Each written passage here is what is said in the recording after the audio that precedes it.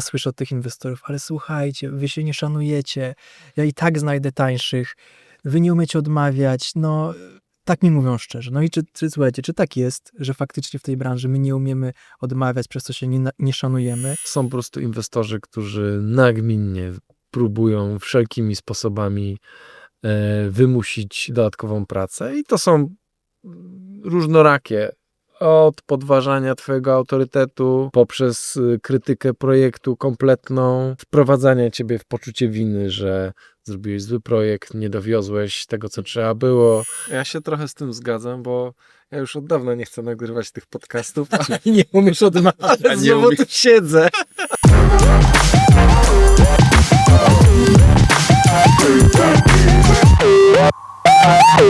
Chłopacy, podobno architekci nie umieją odmawiać. Nie umią. Nie umią i architektki też.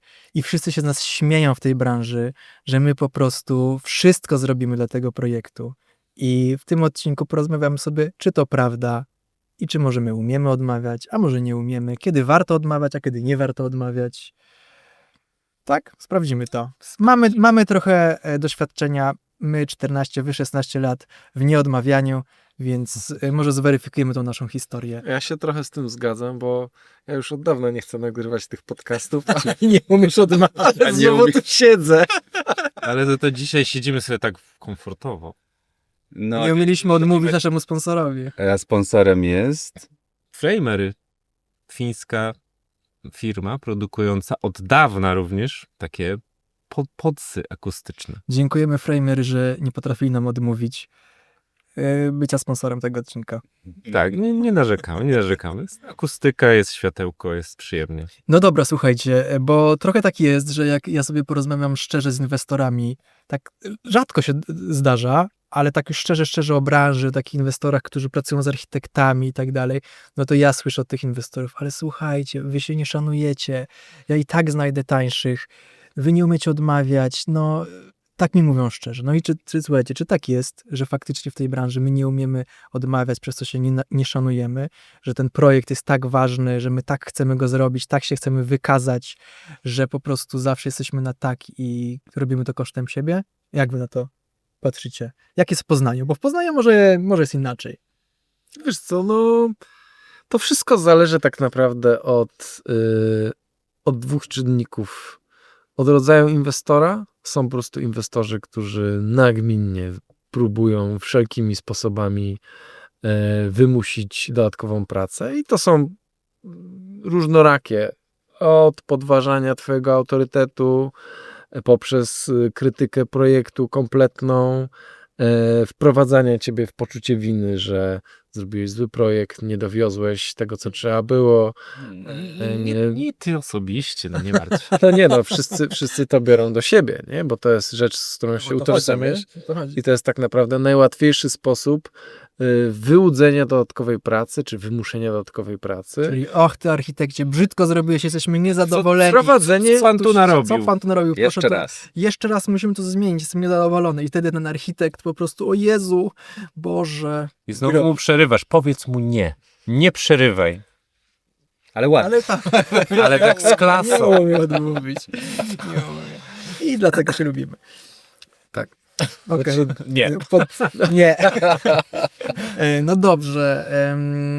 No a może jest jakiś moment, że wy się nauczyliście odmawiać, że jakiś taki spektakularny sukces, kiedy odmówiliście, jesteście z tego dumni, jak patrzycie na to wstecz. Słuchajcie, kiedyś bawił mnie taki cytat u jednego z naszych klientów, No. który miał przy swoim komputerku wydrukowany taką karteczkę z napisem skoncentrowani mówią nie. Steve Jobs. I ja wtedy tak sobie myślałem, zapalant. Ale Steve Jobs czy klient? O zmarłych nie chcę źle mówić, no ten, który chyba jeszcze żyje. No w każdym razie wtedy tak nie do końca to rozumiałem. No rozumiałem to projektowo, czyli Steve Jobs powiedział nie wielu feature'om, które wydawały się hot, a on wszystko sprowadzał do tego koniecznego minimum, do tego absolutnego, do tej absolutnej esencji i faktycznie te produkty były wtedy rewolucyjne, czyli ta siła w tej prostocie. I projektowo było to dla mnie zrozumiałe, natomiast biznesowo było to dla mnie kompletnie niezrozumiałe. Jak ty to rozumiałeś, to mówienie? Ja to rozumiałem, że no jak można odmawiać, no przecież trzeba się postarać. Ja nawet To słysząc... ja widzę, że ty ze studiów jeszcze Tak, to było wyniesione mówią ze studiów. za ciebie twoi nauczyciele. Mówią dla mnie nawet starsi architekci, u których się trochę uczyliśmy. Dla mnie to było niezrozumiałe. No jak można tak stać okoniem, tak być takim obrażalskim, że my tu wprowadzimy nową jakość, że będziemy tego klienta obsługiwać tak, że on się czuł po prostu zaopiekowany, żeby tu wszystko miał, żeby ten projekt był najlepszy z możliwych. 5-gwiazdkowym hotelu. Dokładnie, aczkolwiek nasza cena nie była ceną 5-gwiazdkowego hotelu. I dopiero, no niestety, z czasem, kiedy zaczęliśmy odkrywać to, o czym mówiliśmy w wielu poprzednich podcastach, że tak się nie da, bo to nawet jak nie kosztuje nas pieniędzy, to kosztuje nas coś innego, czyli nasze zdrowie psychiczne i dobrą atmosferę w naszym zespole, zaczęliśmy się zastanawiać, czy faktycznie my się tak bezwarunkowo na wszystko musimy zgadzać. A tak było na początku? No bardzo często było tak na początku. Pewnych rzeczy musieliśmy się nauczyć, co w ogóle jest w naszym zakresie obowiązków, a co nie jest. No, to Więc rezonuje myślę, to że ze mną. tu otwieram puszkę z Pandory Na max. i nie chodzi o biżuterię. No nie, otwieram puszkę Pandory, no bo tak naprawdę zacznijmy od tego, na co my w ogóle powinniśmy Co się my zgadzać, robimy? a na co my jako projektanci absolutnie nie powinniśmy się zgadzać. No to słuchaj, z naszego doświadczenia, jak weszliśmy w proces, wiesz, robienia zleceń i to też nie do końca wiedzieliśmy, co jest w naszym zakresie. Mało tego, klient po drugiej stronie też nie do końca wiedział. On ma do tego prawo. Ma do tego prawo i no, powodowało to, ponieważ tej pracy przy realizacji inwestycji jest bardzo dużo, jak ani jedna ze stron nie wie, co leży w jej obowiązkach, to bardzo łatwo zacząć przekraczać te granice, a ponieważ my, tak jak wy, chcieliśmy obsłużyć tego klienta jak w 5-gwiazdkowym hotelu, swoją drogą ciekawe, skąd to się wzięło, że taką mieliśmy wizję, bo my mieliśmy taką wizję pracowni, że po prostu ten klient przyjdzie, on zachwycony wyjdzie, po prostu spa i jeszcze mu zrobimy i ten ego. Ego? Może, nie wiem. W każdym razie, no i jest ta realizacja, no to klient się dowiaduje z budowy, która jest prowadzona nieprofesjonalnie, no nie przyjechały grzejniki. No to my nie wyjaśniliśmy z klientem, kto odpowiada za dostawy. Więc klient bierze telefon, nie wie do kogo dzwonić, no ma z nami kontakt, dzwoni. Karol, czemu grzejniki nie przyjechały, przecież tu chcą montować? A my nie wiemy, że to nie należy w naszych obowiązkach. Karol mówi, ale ja mam kaloryfer. Koniec. Koniec odcinka, wychodzimy. Karolyfer. Oj, jest Karol. poznański humor, naprawdę. Ha, ha, ha. Słuchajcie, no i Karol mówi, ojeju, no już załatwiam sprawę. No i z braku takiej świadomości i wypisania też, zastanowienia się, no masa takich błędów było. No, pierwsze lata to było robienie dużo więcej niż powinniśmy robić.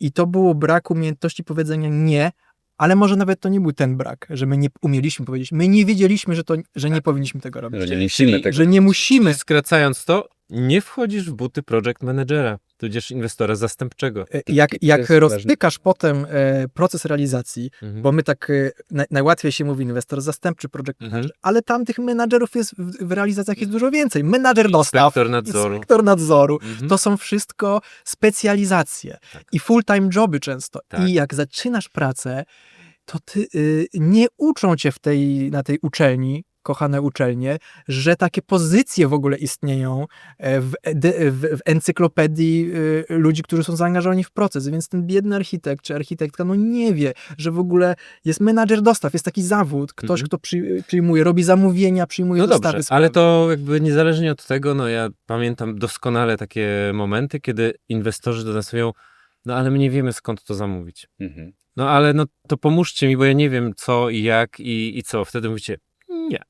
No ja pamiętam nas, mówiliśmy sobie, kurde, no ale nam zależy, żeby to wyszło tak jak chcemy, więc jak on coś źle zamówi, to nie dość, że będzie zły, no to jeszcze projekt będzie źle wyglądał. Grzejnik będzie nie... No ale to czekajcie, to jest prosta sprawa. Mówiliśmy na pozostałych podcastach.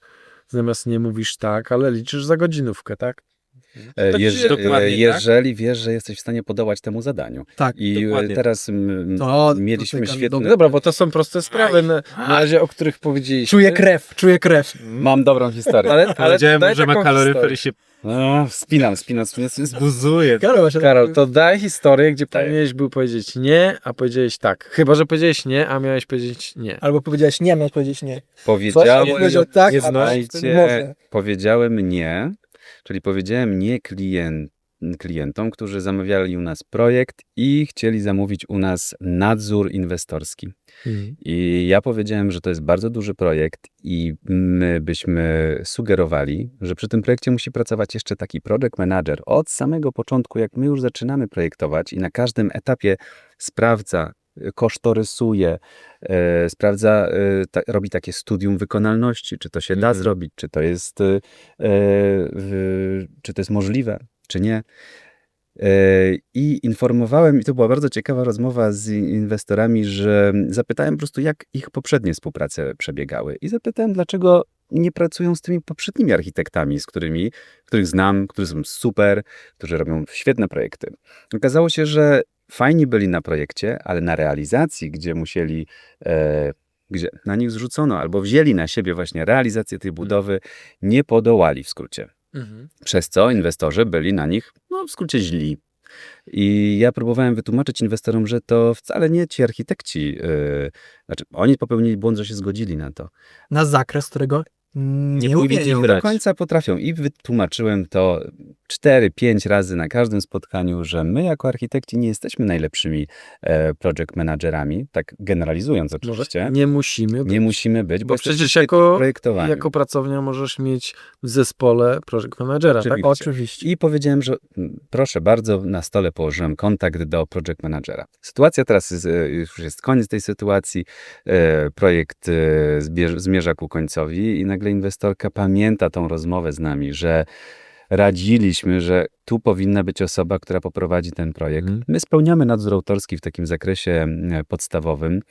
I zabrakło tego project managera. Zabrakło, bo inwestorka przez to traci bardzo dużo kasy na realizacji, bo nie jest to dobrze zarządzane. Więc jakby sama ta świadomość po tylu latach i tłumaczenia tym inwestorami obroniła nas przed takim ostatnim Kwasem jakimś, kwasem niezadowoleniem. na końcu, gdzie inwestor by na nas zrzucał tą winę, że grzejnik Słusznie, bo my, gdybyśmy to wzięli, to prowadzenie poważnej budowy, skomplikowanej, no to jest full-time job.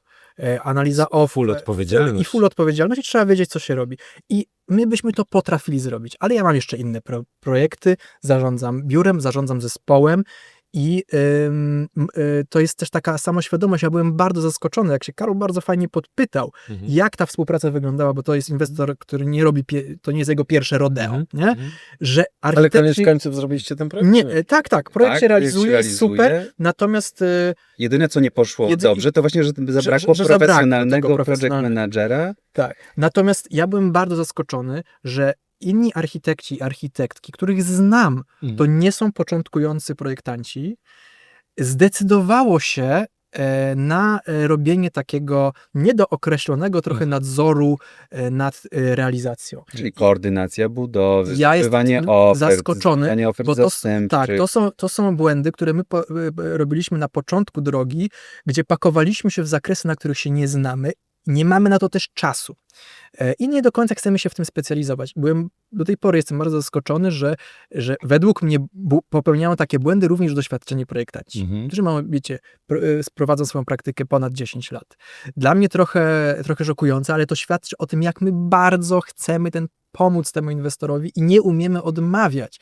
Inwestor potrzebuje, ty chcesz pomóc i samemu się oszukujemy, że my to zrobimy. Że my to zrobimy dobrze, że my to pomożemy, a potem to po prostu się kończy tym, że inwestor szuka nowych projektantów, bo jest niezadowolony. Nie z tego, na czym ty się znasz i w czym się specjalizujesz. Czyli projekt jest super, koncepcja, projekt szczegółowy, nadzór autorski, ci ludzie byliby w stanie zrobić świetnie, ale jak weszli w zakres, któremu nie potrafili odmówić, No tak, czyli właśnie to się robi to są oferty, mała, to jest piękna katastrofa. sprawdzanie wykonawców. Powiedzieliście nie, jasno, to nie jest nasz zakres, Tak. my nie jesteśmy w tym specjalistami, odmawiamy. Ale pracy. też, Natomiast co ważne, bardzo znaleźliśmy rozwiązanie. Dokładnie, od razu. bo Bo nie powiedzieć było sam nie nie, i i cześć. Wtedy to pewnie trochę jest mood killer, ale my powiedzieliśmy, słuchaj, radzimy ci, nie powinni tego robić architekci, powinni to robić profesjonaliści, profesjonalni project managerowie, profesjonalni inwestorzy zastępczy. Tu masz 3 numery telefonów. I te 3 do... numery faktycznie zrobiliśmy przy drugim projekcie dla klientów Tak. prywatnych, dla których robiliśmy już kolejny projekt i teraz jest remont ich domu, dużego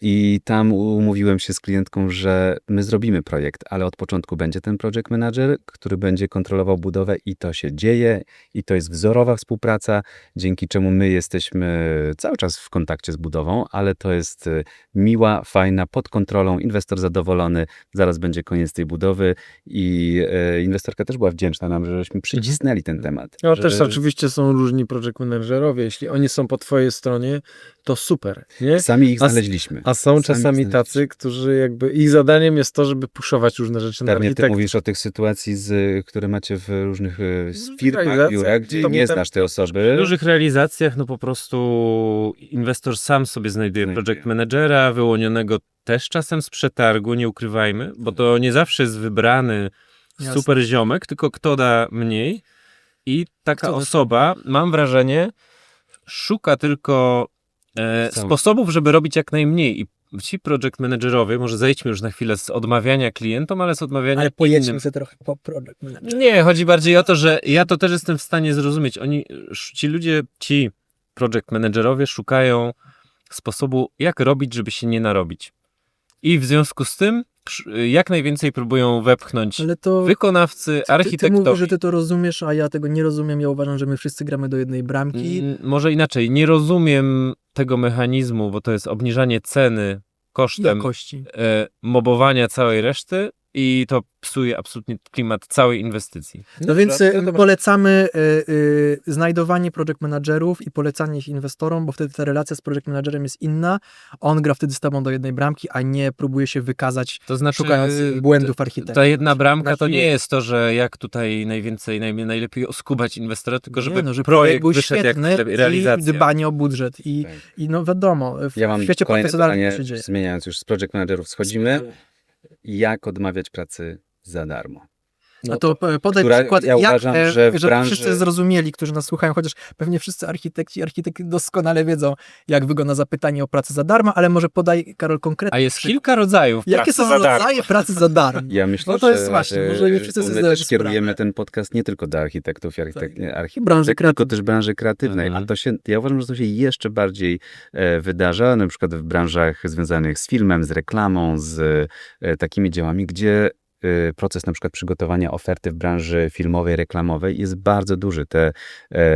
Te czas na rekrutację, to co ty musisz przygotować, prezentację w branży graficznej jest ogromny. Z tego co widzę, nawet kilka razy większy niż to, co my czasami robimy na procesie ofertowania, czyli zaprezentowania siebie inwestorom.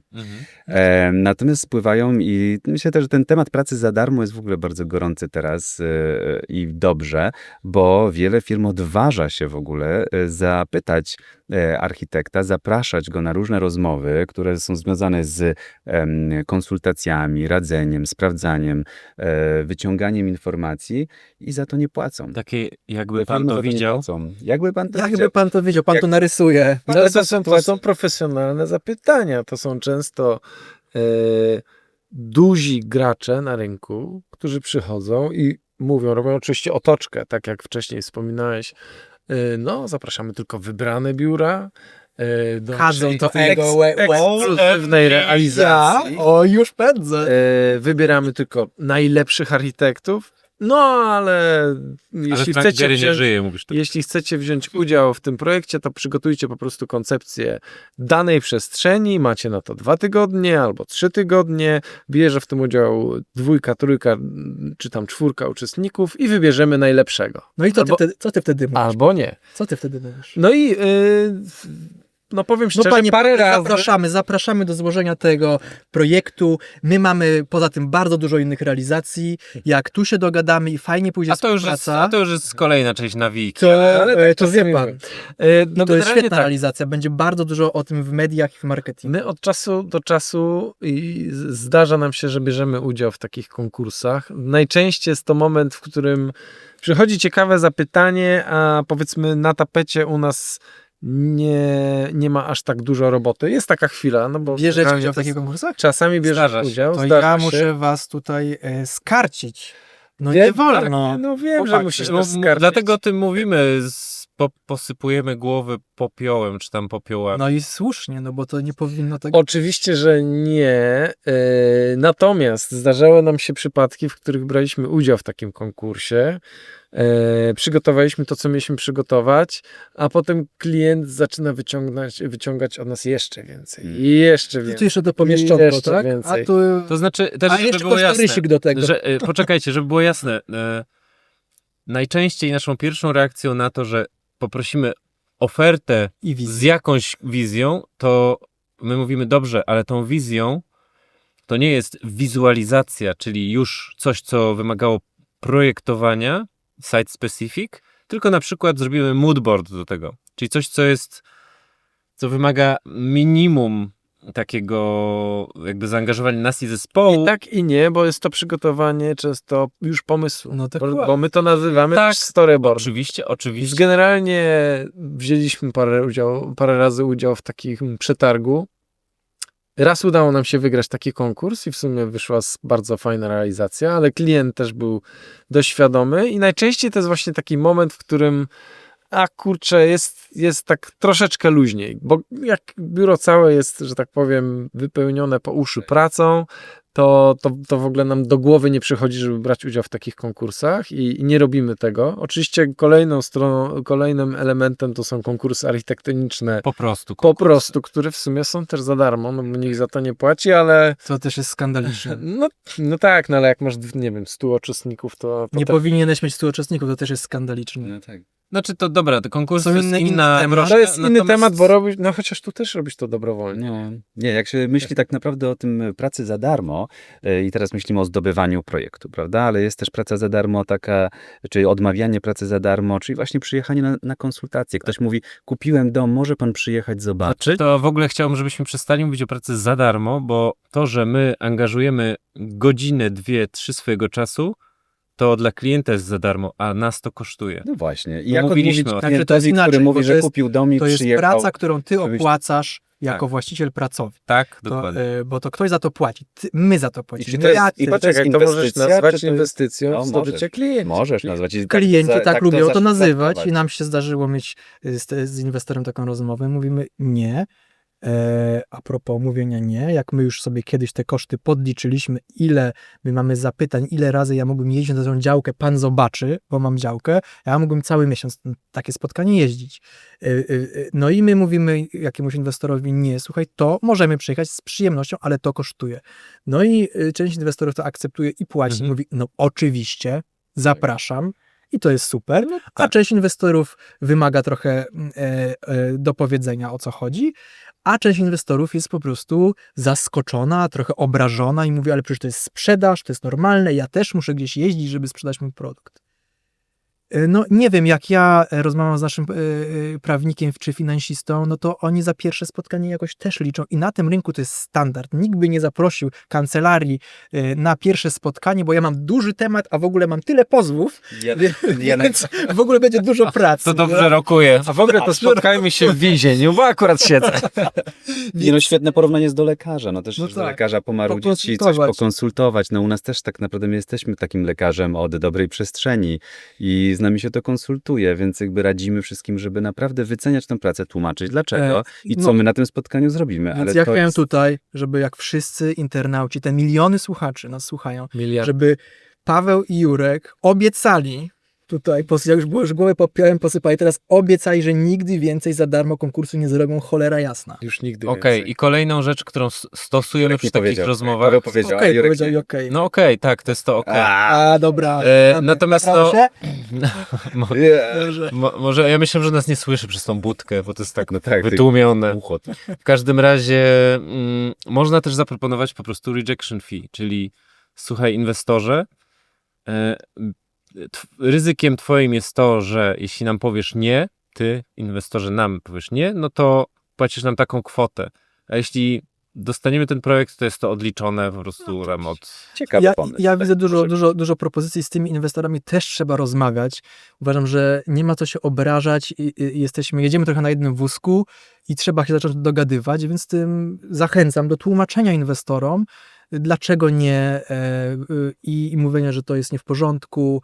Jak cała branża zacznie to powolutku robić, to się zacznie zmieniać i jest kilku tutaj samotnych wilków, którzy próbują o to walczyć, no ale my się spotykamy, jak rozmawiamy sobie w branży z kolegami, koleżankami, no to większość osób to robi, a jak sobie gadam szczerze z inwestorami w jakiejś prywatnej sytuacji, to oni mówią, słuchajcie, wy jesteście naprawdę, wy się nie szanujecie. Nie Ale może powinniście tego przytoczę ten No. przykład, chyba, który opowiadaliśmy w poprzednim podcaście, że zostaliśmy zaproszeni do konkursu na projekt hotelu luksusowego, 5-gwiazdkowego, wielkiego, chyba na jednego z większych hoteli w Polsce. No, I, setki milionów złotych za Mhm. realizację. I zaczęliśmy rozmawiać z inwestorem, bo poproszono nas o koncepcję. I żeby jeszcze Przyjechanie, przyjechać do Wrocławia, zaprezentowanie, zaprezentować, poświęcić cały ten dzień i że będziemy jedni tam z 10. Akurat się przydarzyło, że były jeszcze jakiś evencik w Katowicach. Spotkaliśmy tych wszystkich projektantów, bo było jakieś zgromadzenie, rozdanie nagród i pytamy się, macie to zapytanie? No mamy. Jedziecie za darmo? Jedziemy. I przygotowujecie koncepcję? Przygotowujemy. My w mailu od inwestora dostaliśmy, że w ogóle jesteśmy jedyną pracownią, która o coś takiego poprosiła. I dwa, żebyś... Prosiła o pieniądze. Pieniądze? Poprosiłeś o pieniądze? No. Poprosiła o pieniądze za przyjazd. Dobrze. Kolejny raz. Zaskoczka. Nie. Może pobudka. Że ktoś prosi, trzeba było od razu fakturę załączyć. I zostaliśmy poinformowani, że mamy czas do jutra, do godziny 12, żeby się zdecydować i żebyśmy jeszcze... Ale mówili to takim zmodyfikowanym głosem, może czas do jutra. Nie. Zbuju. I Bardzo- że jeszcze dokończyć, że mamy do godziny 12, że mamy czas i żebyśmy jeszcze brali pod uwagę, że tych etapów rekrutacji będzie jeszcze wiele i przyjazdów do Wrocławia jeszcze wiele i to wszystko będzie za darmo i nie przewidują żadnego wynagrodzenia. I było dodane, my rozumiemy, że państwo nie macie żadnej gwarancji, że ten projekt się uda. No i my odmówiliśmy. I jeszcze dodali, a na każdym z etapów inwestor może się wycofać z Oczywiście. przetargu Tak, bez tak, podania tak, tak, powodu. To było No, dokładnie słuchaj, powiedziane, więc okazało się, że tylko jedyna pracownia, nie My. przyjechaliśmy do tego Wrocławia z 10. 9 osób się wybrało, pracowni się wybrało, Pracowni. przygotowało i walczyło o to. To był taki najbardziej kontrastowy przykład, gdzie Gdzie jest inwestycja, nie wiem, za 300 milionów albo i więcej. więcej, tam było Jezu, tyle pieniędzy. To powinno być No i co? zabronione prawem.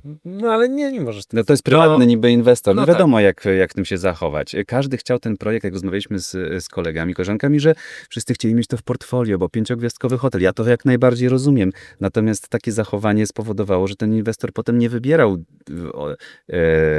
rozumnie tej pracowni, tylko wybierał wszystko Tak. po kosztach i No, tak się stało. Z drugiej strony to jest po prostu sytuacja naszego lokalnego rynku, który tak wygląda i jest taki standard. On jest absolutnie do zmiany. Wiemy, że są kraje bardzo niedaleko jak Czechy, gdzie jest niepisane ustalenie wśród architektów i architektek, które jest absolutnie respektowane przez wszystkie pracownie na tym rynku, że 10% kosztów inwestycji to jest opracowanie. Ale dopiero projektu. KWK Promes przy realizacji tej galerii opowiada o tej o tej tym, i o tym historii. trzeba mówić, Jak trudno mu że- było znaleźć pracownię, bo nikt mu nie Tak, powiedział taniej niż 10%. Bo jak rozmawiamy o tym za pomoc. na tym realizacji. polskim rynku, to wszyscy mówią, że to jest, no my rozumiemy, chwalą nas wszyscy koledzy, koleżanki, że my odmówiliśmy, że nie przyjeżdżamy, no ale my jeszcze nie możemy, wiesz, mamy dużo biuro do utrzymania, coś tam.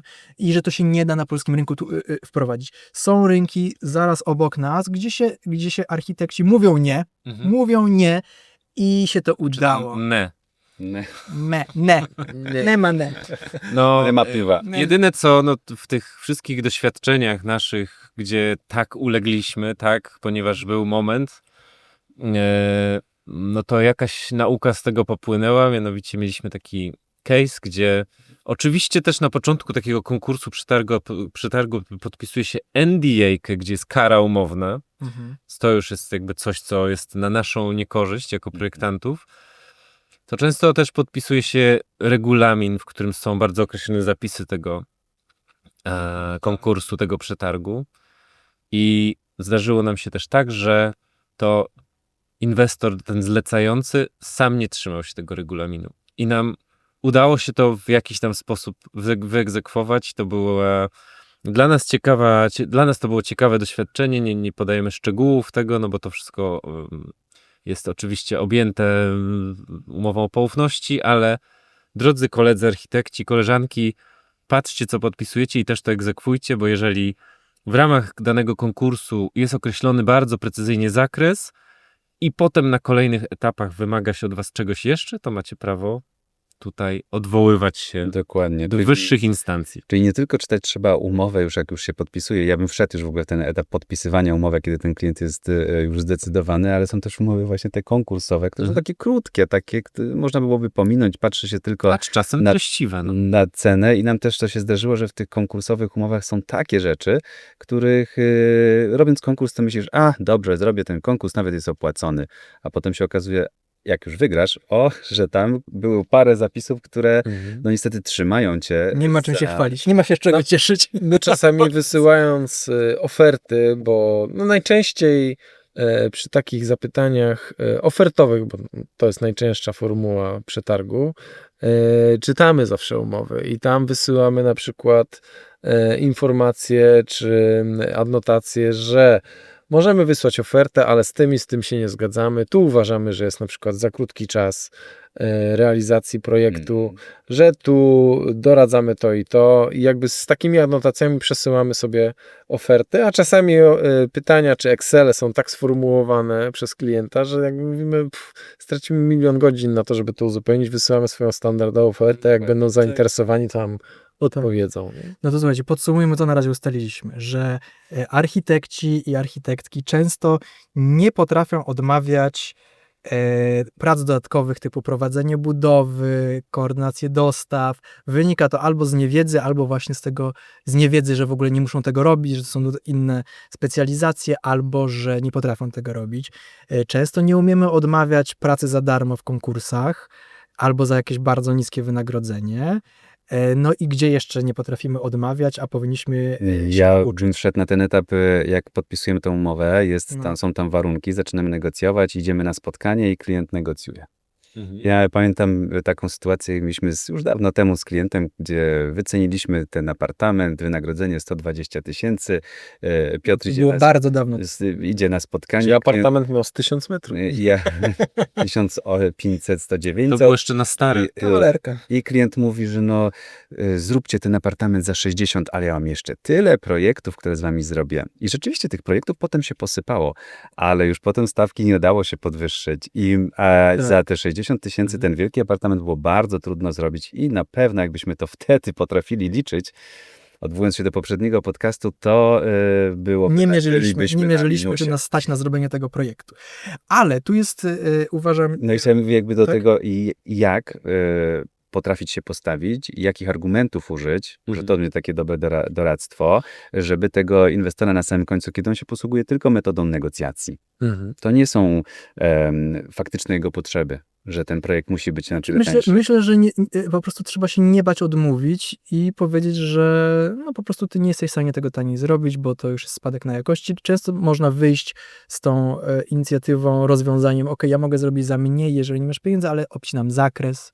I to jest chyba taki najbardziej standardowy Że sposób. nie wychodzi ze spotkania Ale tylko też- z obniżoną ale umową, bo Tak, tak wynieść coś inwestor dla siebie. chciał. Tak, A my to- tak często mieliśmy, że na przykład w momencie, w którym inwestor obniżał ceny, mówiliśmy, no to nie robimy połowy pomieszczeń, zrobimy to najbardziej reprezentacyjne, tak. a tamte miejsce sobie Reszta poradzi. będzie tylko Dokładnie. My też tak, pralnie, suszarnie, pomieszczenia techniczne, zaplecze, kuchnie, to sobie zrobicie sami. A powiedzcie, czy w waszej karierze 14-15-letniej było coś, czemu Nie bądź taki uszczypliwy. powiedzieliście nie i wam to dużo zmieniło? Albo żałowaliście, że powiedzieliście nie. Ja chyba nigdy nie mam w głowie przykładu, żebym żałował, że odmówiłem czegoś. Raczej się dobrze czuję z takimi odmowami, raczej się źle czuję w momentach, kiedy nie odmówiłem. I co to na przykład było? No, to jest taka właśnie praca kosztem siebie, ale chyba mam takie najtrudniejsze dla mnie, mieliśmy takie przykłady, że ja nie potrafiłem odmówić na początku współpracy. No i okej, jakoś tam zaczęliśmy tą współpracę, ja jestem niezadowolony wewnętrznie z sytuacji, nie wiem, zgodziłem się za niską stawkę, albo za duży zakres, albo zacząłem, szczególnie na początku drogi, obsługiwać tego klienta jak w 5-gwiazdkowym hotelu, dawać mu strasznie dużo, czego nawet nie muszę dawać, nie ma tego w ofercie. I uwaga, inwestor się do tego przyzwyczaja i myśli, że to jest standard, za który on płaci. No i ja już tak pracuję miesiąc, drugi miesiąc, inwestor dostał palec, wziął dłoń, potem po łokieć, a potem już tutaj żre. Ale tu masz, całego no, to jest piątka poważna wziął. sprawa. Chyba nie, że...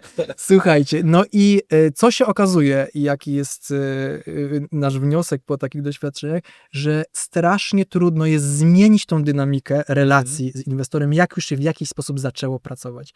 A projekt trwa rok, przedłuża się 2 lata i inwestor, no przecież dawaliście mi to przez rok i my nagle zbraliśmy się w sobie, w siłę, spotkanie z inwestorem, no nie będziemy, to jest nadużywanie umowy, a inwestor zaskoczony, jak to? Przecież on myślał, że to jest nasz standard, że on się na to umówił, więc Czyli im dłużej w tym trwasz, tym trudniej z tego wyjść i dlatego jednak te pierwsze spotkania z inwestorem, to są kluczowe, bo my na pierwszych spotkaniach z inwestorem ustawasz relacje.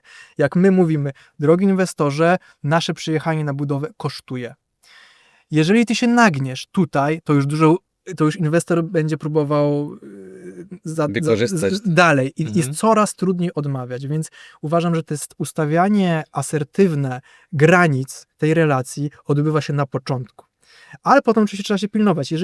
Jeżeli to źle zaczniemy, to strasznie trudno jest wyjść z tego, a pamiętajmy, że Nie ma projekty możliwości. albo nie ma możliwości, czasami trzeba zakończyć projekt, a pamiętajmy o tym, że te procesy są długie, my projektujemy wnętrza, budynki i tak dalej, więc to nie mówimy o miesiącu, więc jak ty zaczniesz proces źle i potem się okazuje, że on trwa jeszcze 2 lata, no to my to zrobiliśmy, wy tego nie robicie. Tak, to co mówisz, to mi przypomina cytat z książki, którą z Pawłem kiedyś nawet chyba parę razy przeczytaliśmy. Razem czytaliście. Na głosy.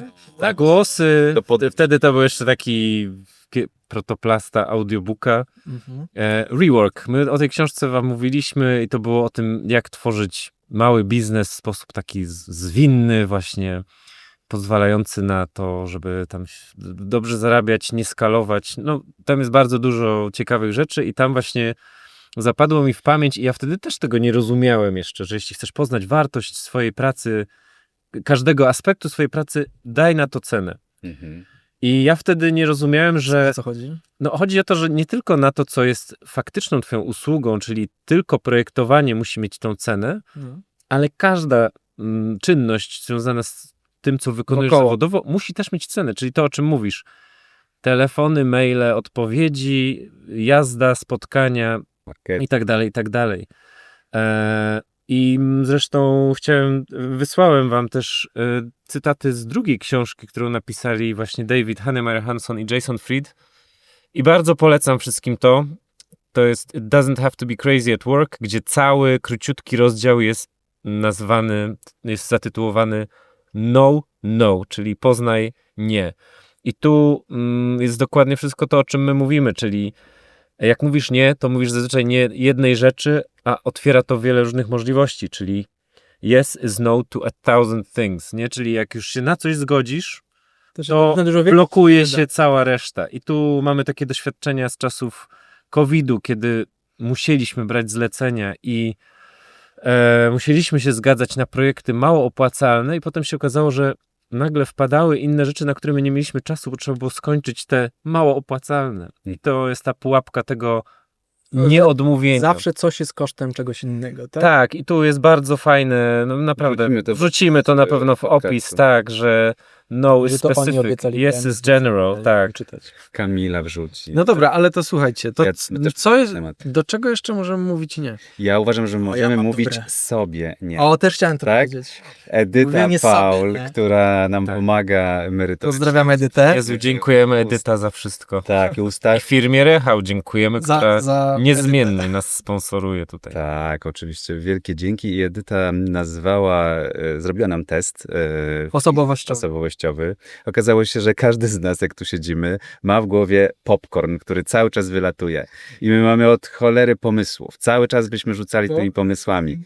I jesteśmy wszyscy we czterech tutaj entuzjastami, czyli Entuzjastami, wizjonerami. wizjonerami, czyli jak nam tylko ktoś powie o jakimś fajnym, to my się od razu łapiemy za ten pomysł i chcemy go realizować. No i teraz z tego miliona popcornu, który wylatuje z nas, Edyta na przykład też stara się nas trochę sprowadzić na ziemię i niech ten popcorn opadnie.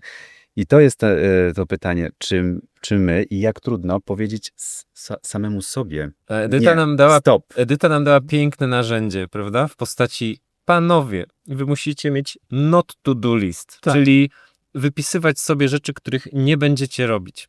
Bo Rzucacie się na wszystko. rzucamy się na wszystko. I to jest wspaniałe narzędzie. My teraz tego używamy z Karolem. Naprawdę, odkąd nam Edyta uświadomiła, jaki my mamy ten typ osobowości, że to jest ten wizjoner, entuzjasta, że mamy ten popcorn, że rzucamy się na wszystko, że to spalamy się na tym, my to zaczęliśmy dostrzegać. Na maksa, że to naprawdę jest. I że to jest najtrudniejsze w tym I wszystkim. przez w tym naszą odnowie. karierę, bo żeśmy się, myślę, że Edyta nas uświadomiła kilka miesięcy temu, to jest nowe dla nas, nowa wiedza. No Freeze zrobiliśmy z rok temu. Tak, i to już ale trwa wiecie, już to jest, my powiedzmy, że przez 13 lat kariery zawodowej my nawet nie zdawaliśmy sobie z tego sprawy, że my się rzucamy na wszystko, jesteśmy na tak, chcemy, tutaj jaramy się, odpalamy i to jest kosztem czegoś, nie skupiamy się przez to może na rzeczach strategicznych, najważniejszych, spalamy może swój zespół, mamy wrzutki do zespołu, to zróbmy to, zrób jeszcze tu to. To jest dobra rzecz. Ja się Bardzo na ciekawe. tym wiele razy łapię i od jakiegoś czasu próbuję to wprowadzać w życie, żeby i to jest też związane oczywiście z poprzednim podcastem, czyli z liczeniem. Nie? W momencie, w którym pracujemy z zespołem nad projektem i tak patrzymy, no, dobry jakościowo projekt, fajny, ale spróbujmy jeszcze to, a zróbmy to, bo ten projekt nie ma tego czegoś, a brakuje mi tego i tego. I to doprowadza do momentu, w którym ty nie potrafisz sobie powiedzieć, Stop. okej, to jest dobry projekt, nie? Ja cały czas się odnoszę, bo lubię samochody i po prostu odnoszę się Wiadomo. do tej branży, gdzie masz wiele firm motoryzacyjnych, w których te auta są do siebie podobne. Te projekty są do siebie podobne. Po pierwszym kształcie powiesz, że to jest ten samochód. I można powiedzieć, że one są powtarzalne, nieodkrywcze, może jakoś nudne, ale tam jest zachowane to DNA. I też nikt nie powie, że są jakoś, bo też potem patrzysz oczywiście na jakość, jak to jest wykonane, na akustykę, na w takim Ferrari. na performance i tak dalej, i tak dalej. I potem to, że to musi być niepowtarzalne, jedyne w swoim rodzaju i niesamowite, schodzi trochę na drugi plan, a my jako architekci zawsze chcemy jeszcze dorzucić. Ja wiem, że to na przykład w naszym zespole prowadzi do frustracji, w którym na przykład osoba już wie, ja już mam koniec projektu praktycznie, zaraz A kończę znowu ten prezentację, Paweł chce. a za chwilę wchodzi, a zróbmy to tak, a zróbmy to tak. Ale Ja wiecie mówię, co, bo ja my mamy pierdzielę. też ten syndrom Ten popcorn. oszusta. Mamy ten syndrom oszusta, czyli że my po tylu latach projektowania, my czasem intuicyjnie bardzo szybko jesteśmy w stanie coś bardzo dobrego zrobić. A mimo wszystko myślisz sobie, ale zaraz, no ja to wymyśliłem w 15 minut, to był jeden z pierwszych pomysłów, no to niemożliwe, że to jest dobre i to trzeba teraz przepracować jeszcze, nie? Więc to, co Paweł mówi, że tą pierwszą intuicję, ten pierwszy strzał, to wszystko jakby, tak, zostawmy to i... Ja wam jeszcze powiem jedną rzecz. Moim zdaniem nie zawsze każdy projekt, a nawet nie powinien każdy projekt być projektem, który jest projektem wow, zdobędzie miliard nagród. Właśnie przed chwilą dostaliśmy maila, w którym mamy taką narrację, a brakuje mi tu czegoś spektakularnego. Coś, co sprawi, że ten projekt wygra nagrodę. I wtedy ty mówisz, o Jezu, jak ja nie dowiozłem, nie wymyśliłem tego czegoś zajebistego. Chociaż projekt jest fantastycznie przemyślany. Paleta kolorystyczna jest bardzo dobra. Masz tu super dużo przemyślanych pomysłów, które się sprawdzą, sprawią, że ten projekt będzie grał, że będzie funkcja dobra, akustyka i tak dalej, ale temu inwestorowi brakuje tego czegoś. No mówisz, kurde, to teraz będę myślał, zmieniał i tak dalej, bo inwestorzy często nie doceniają też jakościowego wykonania projektu.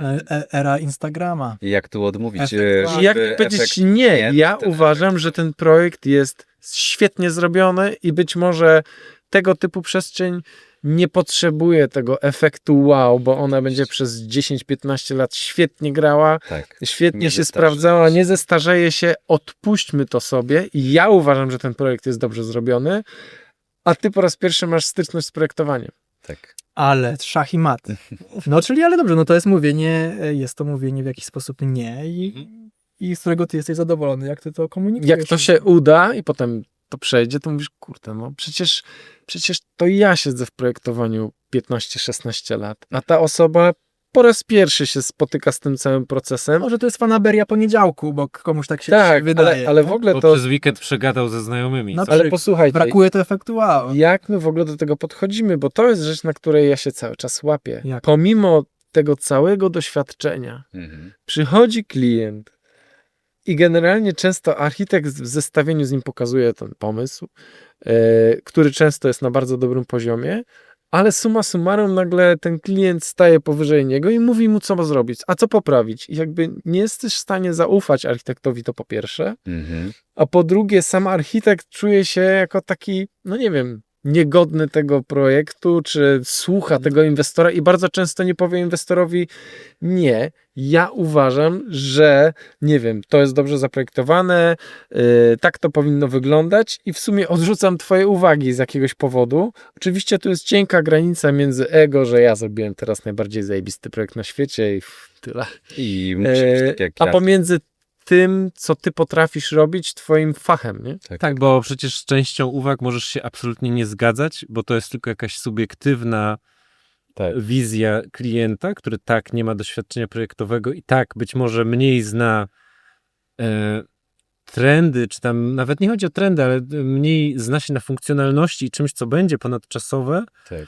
tylko się naoglądał tego, co aktualnie mu wypluwa Tak, ale Ja ja jaka jest Instagram. rada, jak to, wiesz, jak to wytłumaczyć. No ja pamiętam jak to metodę zrobić. chłopaków. Kiedyś już tam to wytłumaczyliście, jak wy sobie radzicie z taką sytuacją. Ja zapamiętałem to tak i w sumie my też to stosujemy.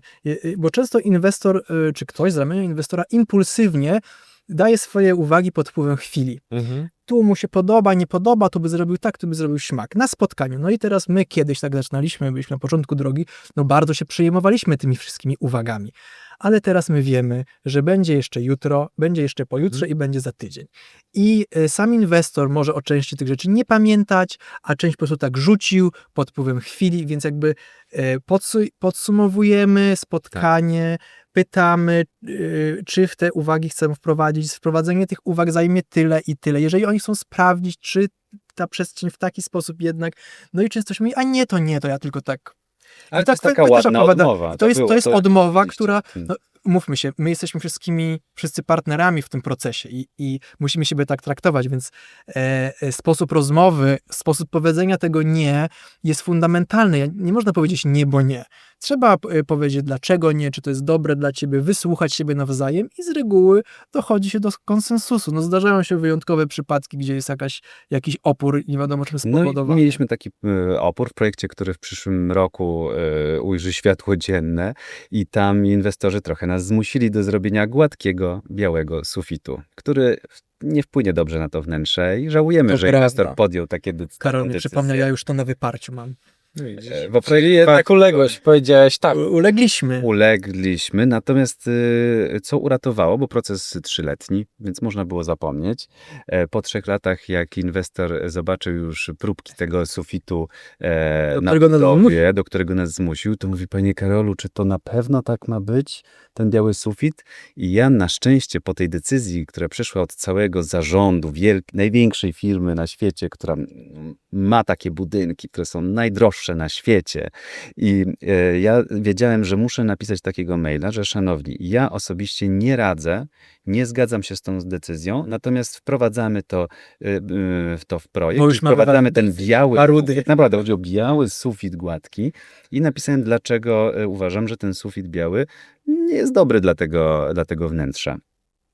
2 lata później właśnie inwestor wraca i ja mówię: no tak, ale my mieliśmy, niech pan pokaże. No i oczywiście Szachmat. mamy tego drive'a, odpalasz tą prezentację, no tak miało to wyglądać, taka nasza była wizja. O, fajniejsze. Ja mówię, ale tutaj rok później jest mail, który zaznaczyłem gwiazdką na Gmailu. Mówię, ale tu była właśnie moja rekomendacja. Ale to jest już, Karol, to Inwestor- twoje doświadczenie. Tak, ale to właśnie po to jest ten podcast, to- się tym wymieniamy, że ja to No zrobiłem. super, że to I mówisz. dzięki temu po 3 latach ten inwestor, który mógłby być na mnie zły i powiedzieć, No, trzeba było się nie zgodzić, to- a mógł pan przecież tuknąć nogą. To też słyszymy takie ale rzeczy. Ale wiecie nogą co? nie wcale No, nie ale jest to dobre. słuchaj, w tej ale to rozmowie. moim zdaniem często powiedzenie, czy oczywiście poczekanie sobie na uwagi i odpisanie możemy to zrobić, ale nie rekomendujemy, Tak, to też tak. stawia troszeczkę w innym świetle, no bo to nie jest Oczywiście. powiedzenie inwestorowi dobra, nie, bo nie, To tylko... w sumie dosyć często robimy, prawda? Czyli jak, też zrobimy. skoro bardzo chcesz zobaczyć swój pomysł, to proszę bardzo. Natomiast to nie jest rekomendowana przez nas No i wersja. tu jest super, że to poruszacie, bo to są rzeczy, których my, jak zaczynaliśmy, nie robiliśmy. Ktoś nas na coś, trochę do czegoś przymuszał. No bo jednak to są usługi, To są prawda, usługi, proszę pana? no ktoś za to płaci, my wiemy, że robi źle i wiemy, że będzie z tego niezadowolony potem. No i kiedyś, no dobra, robimy. I jacy byliśmy zaskoczeni, że ten inwestor bardzo często ma krótką pamięć. Mhm. Mija ten rok, ta realizacja powstaje i nagle jest pretensja, no i właśnie, trzeba było tupnąć nogą, to mogliście mi odmówić, czy wy nie wiecie, co robicie, bla, bla, bla. No teraz, Karol, nauczony tym doświadczeniem i tu też to samo, co wy robicie, piszemy maila, jak coś takiego zdarza, słuchajcie, my tego nie rekomendujemy, uważamy, że to nie zadziała, że będziecie to żałować, ale okej, inwestor bardzo chce, przegadaliśmy to 3 razy, wprowadzamy. I jeszcze można podać jeden argument, o którym ja słyszałem, którego jeszcze nie miałem odwagi wprowadzić, Mhm. ale słyszałem o takim sposobie prowadzenia takiej rozmowy. Ja się pod tym nie podpiszę. Jako architekt, tak pod takim kątem autorskim. Jeżeli my wprowadzimy te zmiany, nie chcę na przykład kilować projektu, ja już pod tym projektem od wprowadzania tych zmian się nie będę w stanie podpisać. Co to jako znaczy, że autor. się nie podpisz? No, w sensie, że nie będę moim nazwiskiem sygnował tego projektu. Mhm. Nie, że się nie podpiszę formalnie, że ja... Ja okej. próbowałem używać tego argumentu, na przykład w tym samym projekcie, o którym powiedziałem, o białym suficie, natomiast jest to taki argument trochę Trochę już poniżej podbitego pasa. i taki, który nigdy nie będzie dobrze odebrany. Tak myślisz? Ale nasi znajomi też, projektanci, z którymi tworzyliśmy niektóre projekty, też nie podpisują się pod projektami, które zostały wykonane, bo trochę tam na budowie ktoś zmienił. Ja bym przymknął oko i bym raczej się podpisał, bo to Photoshopie fajne mieć tam to w ten- portfolio, ale jest taki takie niezadowolenie z tego etapu. Mówienie, uważam, że nie podpiszę się pod tym projektem, może być niestety niezrozumiałe. Jest to nasycone takim... No ale to Ego. trzeba wytłumaczyć. No, to jest estetyka, która już jest niezgodna z moimi wartościami, Tak, z moją uważamy, estetyką że biura to i już traci spójność. nie będę w stanie się podpisywać publicznie pod tym projektem. Ja myślę, że wiecie co, no to ma takie namaszczenie lekko emocjonalne, że się nie No. podpisze. Lepiej jest chyba skupić się na merytorycznych argumentach, że po prostu projekt traci Nie na podpisze się, spójności. O, tak. Nie podpisze się wyraźnie. Nikt nie będzie wiedział. Się niewyraźnie.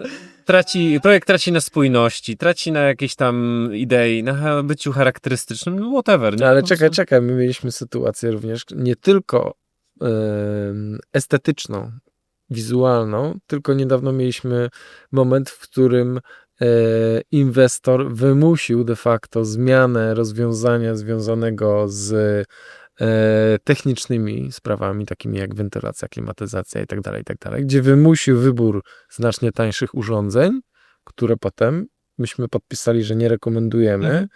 i potem co się okazało, no nie dają rady. Tak, no ale Jak to już... uratowali- I pretensje sobie te- znowu, ale pretensje na początku znowu do nas. Ale A mieliście ty masz na to podkładkę. papier. Tak, oczywiście. Tutaj. To znaczy tu nie tylko my, ale też branżyści przypilnowali, żeby to...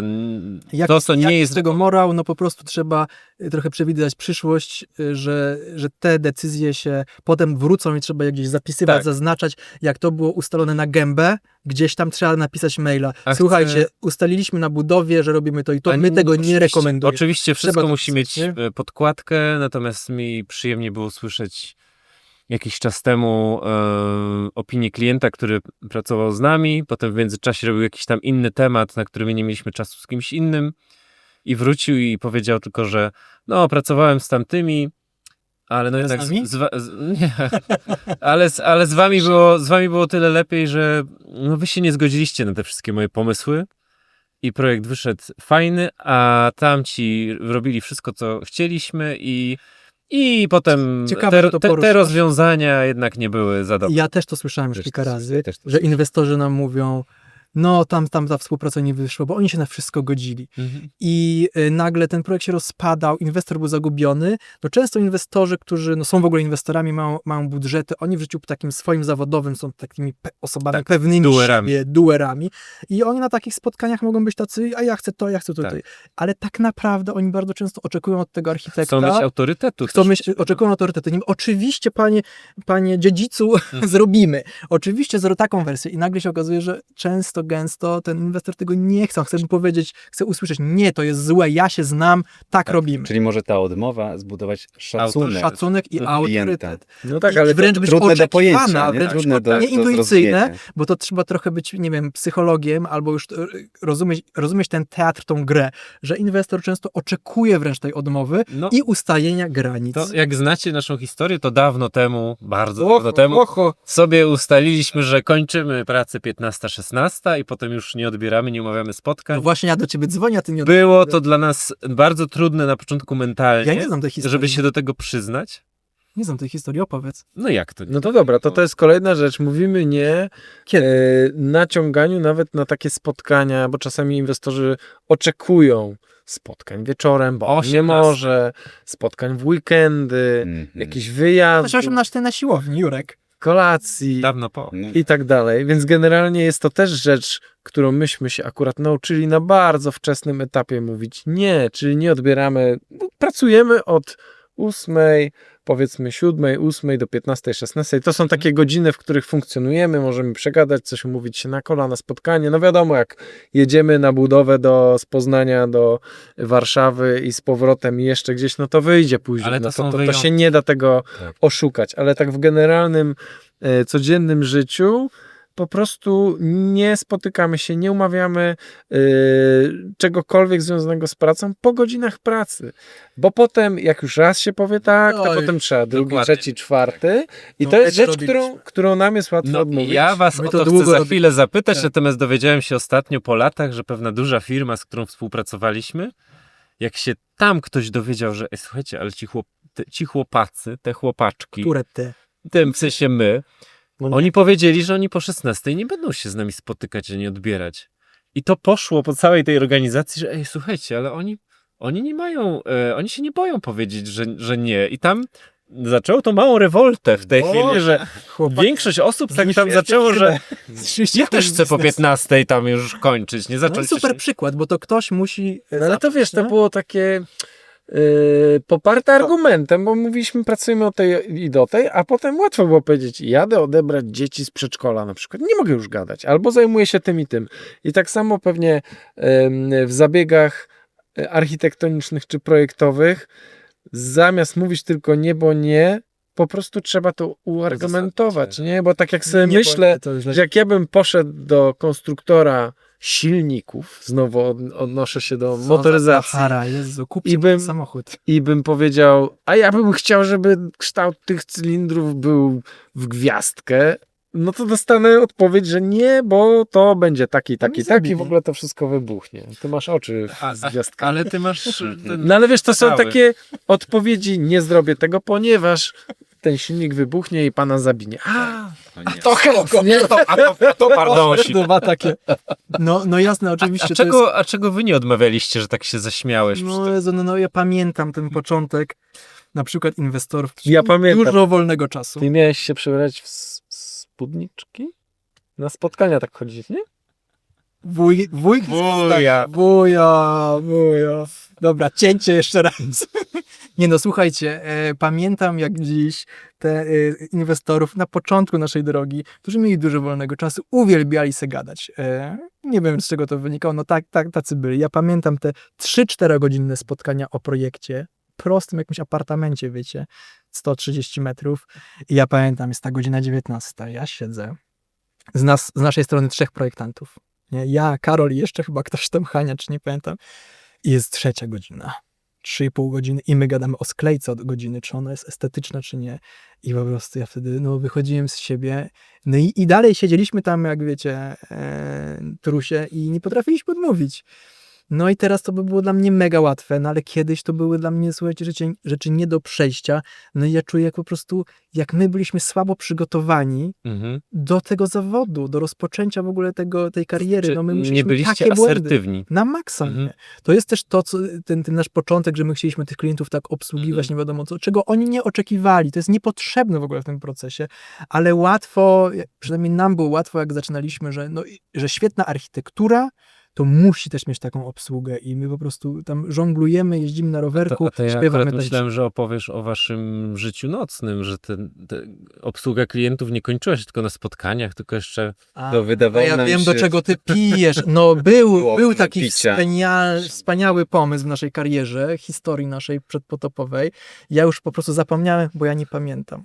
No bo takich rzeczy się nie Nie, pamięta. chodzi o to, że my to mieliśmy robi szampan. ideę fix, że nie potrafiliśmy też odmawiać, a wręcz trochę nam się wydawało, że to jest metoda. No czytasz sobie, nie wiem, o Pniewskim, czy o architektach minionych epok o tej ich relacyjności, towarzyskości, która była wielkim motorem do zleceń. I współcześnie dalej też tak się dzieje. No i nam się wydawało, że tak, że to jest w to mi graj, my po prostu będziemy zaprzyjaźniać z inwestorami. No i okazywało się, że ci inwestorzy z chęcią się z nami zaprzyjaźniają. Tak, jest godzina 2 w nocy, my pijemy tego szampana na tej łódce, jest godzina 4 i poświęcamy ten nasz czas na spędzanie czasu z inwestorami, poznawanie się, balowanie.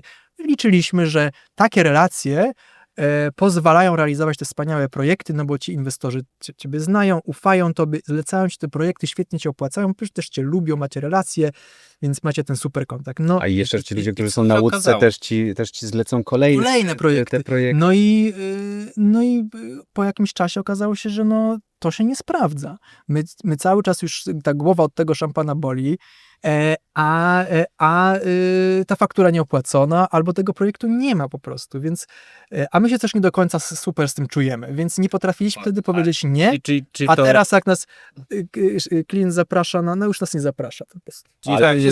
Czyli to, że napisaliśmy na tej naszej tutaj tablicy na Miro Nokę to bawidamki, lwy salonowe? Bawidamki, lwy salonowe. Nadal valid? Lwy salonowe tak, bawidamki już nie. Nie no, słuchaj. No myśleliśmy, że tak jak wiesz, Skąd Chopin... nazwa Nokę? No dobra, ale słuchajcie, bo to nam się też często zdarzało i do tej pory się zdarza, że na przykład klienci zapraszają nas, a to jest jakaś wystawa, a to wykład, to przyjdźcie, bo to jest nasz gość, albo to jest ktoś od nas.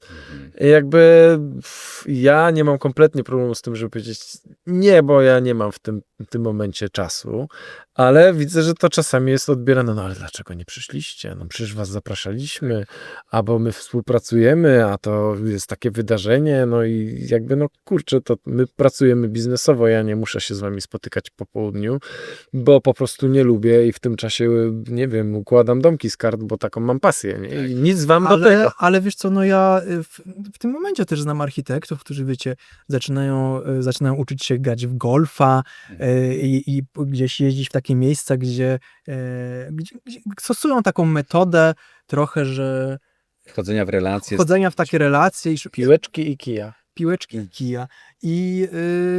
I chyba się to też tym osobom, no właśnie zastanawiam się. Znaczy wielokrotnie ja Inaczej, dostałem... jeżeli Znam ktoś metodę. lubi grać w golfa i to jest jego metoda, to so be it, to zajebiście. Sobie. Ale ja wielokrotnie dostałem zaproszenie na golfa z taką podpowiedzią, że tam znajdziesz klienta. No ale No, to słuchajcie, jest jest na przykład ostatnio instrumentalne Easy transakcje. dobrze tam wrzuca jakieś takie dobre Tak, posty. szerujemy. I szerujemy to na naszym Instagramie Nokelina On Air, a wrzucili ostatnio wypowiedzi architektów czy projektantów takich, którzy odnoszą sukcesy i na przykład Sabine Marcelis nam napisała, że ona nie odmawia zaproszeń. Nie wiem oczywiście na jaką skalę, bo to wiadomo, tych zaproszeń to mamy tak, że moglibyśmy codziennie gdzieś tam być na jakimś spotkaniu, jakimś winku, raucie czy wykładzie. O, już się Karol nie przechwalaj. Ale- 2 razy dziennie. Ale Sabine Marcelis tam napisała, że tak, że ona nie odmawia, bo nigdy nie wiesz. Jak- Że nie odmawia i nigdy nie wiesz, kto obok ciebie przy Usiądzie na stole, kolacji. na którym jesteś zaproszony w swojej bańce lub też z inwestorami, kto obok ciebie usiądzie. krótka, ale taka, takie tak. hasło, które ja robiłem i robię to przez całą swoją karierę i ze świadomością, jak idę na pewien event, to też nastawiam się mentalnie, że nie idę tam skorzystać z darmowego baru, tylko idę pogadać faktycznie z ludźmi i staram się selektywnie wybierać, z kim I pogadać. na zaproszenie mówisz tak. Staram się mówić tak, Nie, no z chyba pełną zależy. świadomości, czy ja faktycznie tam spotkam kogoś, z kim będę miał szansę pogadać. Ale to też, Karol, pamiętaj, że to jest jakby mieć działy w pracowni, czy w jakiejś korporacji, czy firmie, to jest dział sprzedaży. Dział sprzedaży. To jest dział sprzedaży. Jeżeli Sabin Marcelis się czuje dobrze w sprzedaży i chce to robić, i jest w tym dobra, no to chodzi sobie na spotkania. Ale na przykład, nie wiem, ty możesz pracować w swojej firmie, być jej szefem i nie czuć się dobrze w sprzedaży, i tego nie robić, w inny sposób pozyskiwać klientów. Są różne metody, no my powiedzieliśmy na to nie, bo trochę też nam się wydawało, że tak należy i trochę się do tego zmuszaliśmy, tak? To nie znaczy, że ta gra w golfa, czy chodzenie na te kolacje jest złe. Pytanie, zastanów się, czy to dla ciebie naprawdę działa. Tak. Może to zmierz, tak jak Zgadza w się. ostatnim No, podcaście mówiliśmy o słuchajcie. paniernikach. Warto byłoby to zmierzyć, bo to się łatwo wydaje, że to się mega opłaca, a potem sobie zliczysz godziny, że ty w miesiącu Tak. poświęcasz 73 godziny na spotkania, z których w zasadzie Właśnie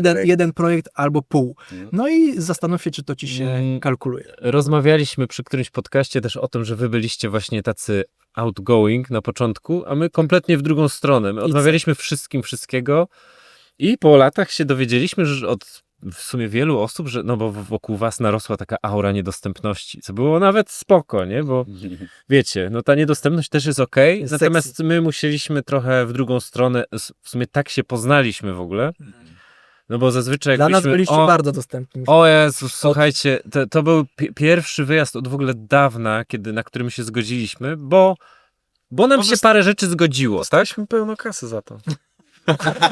A wy? O nie, podwójnie tak. Nie, ale Chodzi słuchajcie, o to, że bardzo, bardzo selektywnie, ale zgadzamy się na takie rzeczy, gdzie widzimy wartość dla siebie pewną. No tu była wartość taka, że to był... Kuratorem był Marcin Szczelina, że to jakby program był bardzo ciekawy, był merytoryczny, Tak. a nie tylko No to wine, dine. Pogadajmy o tym mówieniu nie, tym wszystkim propozycjom od firm, od przedstawicieli handlowych. I to już tak na zakończenie, bo za chwilę nasz Tak. kochany zaraz operator światło. powie nam nie, koniec. Bo to jest jakiś temat, nie wiem, czy to jest temat tabu, to jest jakiś temat, o którym się mało rozmawia, a my zawsze jesteśmy zaskoczeni też, że ta branża jakoś w taki sposób, jest to oczywiste, że my w ogóle dostajemy taki telefon czy maila i to w miesiącu tych telefonów i maili jest naprawdę dużo, gdzie jakiś sprzedawca czy reprezentant jakiejś firmy uznaje zupełnie normalne, że on tu jest sprzedawcą, tu jest takiej firmy, ma takie produkty i chciałby do nas wpaść, zająć tu godzinkę wtorek o półtorej, 10. we wtorek o 10 na prezentację przed projektem. No i to jest coś, na co my nie mówiliśmy nie na początku naszej drogi. No i tu jakieś dywany, No, jestem tu jakieś zaskoczony. płytki, tu jakieś elewacje, tu jakieś drzwi i dużo tych spotkań robiliśmy. Głupio nam było odmawiać. Wydawało nam się, że to jest konieczne. Jest to nazywane szkolenie, więc my się tutaj od razu, no przecież my się tutaj szkolimy. No a teraz, znowu w nawiązaniu do naszego podcastu o mierzeniu, my zmierzyliśmy sobie, ile to nam zajmuje czasu w miesiącu, no i żeśmy zbledli po prostu. Ja, Karol, projektanci poświęcam godziny grube, nie wiem, przykład w przeliczeniu wszystkich 100 godzin w miesiącu na takie spotkania. A jak już my wcześniej wyliczyliśmy sobie, ile kosztuje godzina naszej pracy, to my sobie zrozumieliśmy z Karolem, że my sponsorujemy, nie wiem, za 30 000 złotych szkolenia dla innych firm. No i teraz, jak dzwoni przedstawiciel handlowy i naciska Karola na spotkanie, no to Karol grzecznie tłumaczy, że my naszym projektantom płacimy za godzinę. Jeżeli pan chce przyjść, czy pani, z swoimi produktami, usiąść u nas w sali konferencyjnej i naszym 3 projektantom czy projektantkom opowiadać o tych pięknych bateriach na przykład, to my musimy o to zapłacić tym 3 projektantom. My tego nie zrobimy, bo jeszcze rozbijemy im dzień pracy. Jeżeli chce pan czy pani, to jest koszt. Tyle to kosztuje. Wystawiamy fakturę. Tak, szczerze, a to za chwilę wam I zdradzę, słuchaj, reakcja tych handlowców często jest obraza po prostu. No, rzucanie Ale telefonem. dobra, no whatever. Jakby to znowu była pewna aura niedostępna. Zdrowiam was. sprzedawców. Myślę, że to jest też temat na osobny podcast właściwie, albo nawet na szkolenie. z naszej strony. Szkolenie Jak- dla dostawców. Dla dostawców, Dla dostawców, jak powinni w ogóle rozmawiać handlowcy, z nami. Ogarnijcie się, Istnieją nie, nasze to nie branże. jest metoda. Tak, natomiast my też byliśmy i w sumie nadal jesteśmy bardzo niedostępni, bo nie Już do mamy na was to nie dzwonią, czasu. nie piszą. Nie no, cały czas są zaproszonka na eventy, cały czas są propozycje spotkań. Robimy to tylko wtedy, kiedy czy gama produktów może nam być potencjalnie potrzebna do jakiegoś projektu i wtedy wtedy się na to zgadzamy, ale też trzeba wyraźnie pokazać od której do której godziny to będzie, Co tam będzie? nie więcej ustalić? czasu, ile będzie osób i koniec, żeby też nie przedobrzyć. Natomiast zdradzę wam moją metodę ostatnio, którą sobie sami w 4 wypracowaliśmy. Jak się zgłasza jakaś firma, że chce z nami gadać, to ja mówię, gadajmy o naszym podcaście.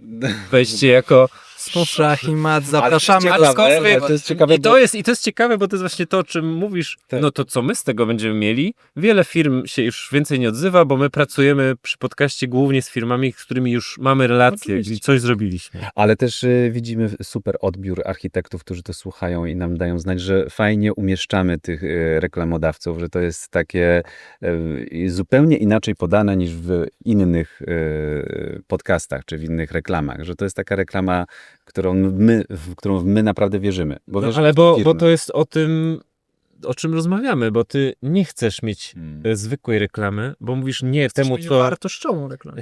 Chcesz mieć to, co jest w twoim stylu, w Podstawową. twoim jakby, wiesz, Znaczy, klimacie. my A jak ci jesteśmy wam siedzi w tej nośnikiem. budce, wygodne są tutaj Znaczy ja się kanapy? cieszę z tego siedziska. Uwaga, to jest moment sponsorowany. Uwaga, rozmowa jest sponsorowana. Nie, no słuchajcie, w ogóle z Framer się od początku fajnie rozmawiało, poznaliśmy się na konferencji, usiedliśmy ich w budce i tak nam w ogóle przyszedł pomysł do głowy, że powinniśmy ten nasz podcast nagrać, bo W budce. jesteśmy przekonani do waszej jakości, do tego jak to działa, do tego, że jesteście na rynku od Znaczy, dawna. tak naprawdę to sami widzowie będą mogli ocenić, jak wyszło nagranie, no bo Czy dobrze wygląda Jesteśmy- w starościach z jest- Pawłem? jesteśmy w tym samym miejscu, w którym byliśmy przecież przy poprzednich 2 odcinkach i nagrywamy w budce. Ja jestem sam ciekaw, jak wyjdzie audio, czy będzie lepsze. No. Zakładam, że tak, bo Ale tak jak wiesz- poprzednio myśmy słyszeli Tu też jest dobre audio, naszego operatora, tak teraz jak on coś do nas mówi, to ja nic nie słyszę. a jego tam już nie ma, on w ogóle nie nagrywa, już nic nie mówi. No ale jeszcze możemy wspomnieć o Davisie, Davis Fabrics, który też nam daje ten kolor, który jest naszą identyfikacją tego O, i sezonu. dziękujemy